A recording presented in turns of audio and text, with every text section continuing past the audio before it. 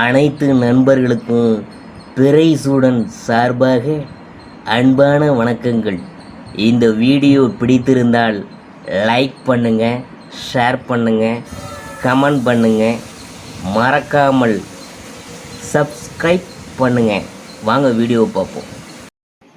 12 ஆண்டுகளுக்கு பின் நிகழும் குரு புதன் சேர்க்கை மார்ச் 26 முதல் இந்த 3 ராசிக்கு பணமழை கொட்டப்போகுது.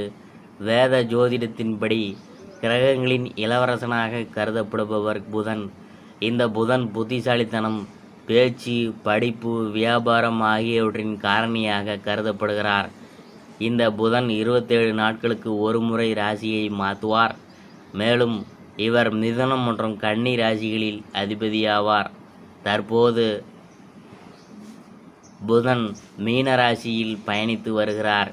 இந்நிலையில் மார்ச் 26ஆம் தேதி புதன் மேசராசிக்கு செல்கிறார். இந்த மேசராசியில் ஏற்கனவே குரு பகவான் பயணித்து வருகிறார். இதனால் மார்ச் 26இல் நிகழும் புதன் பயிற்சிக்கு பின் மேசராசியில் குரு புதன் சேர்க்கை நிகழ உள்ளது. இந்த சேர்க்கையானது சுமார் 12 ஆண்டுகளுக்கு பின் நிகழ உள்ளது. இந்த சேர்க்கையின் தாக்கம் அனைத்து ராசிகளிலுமே காணப்படும். இவ்விரு கிரகங்களும் நட்புணர்வு கொண்ட கிரகங்கள் என்பதால் இந்த சேர்க்கையால் சில ராசிக்காரங்களுக்கு பெரிய ஜாக்பாட் அடிக்கப் போகுது.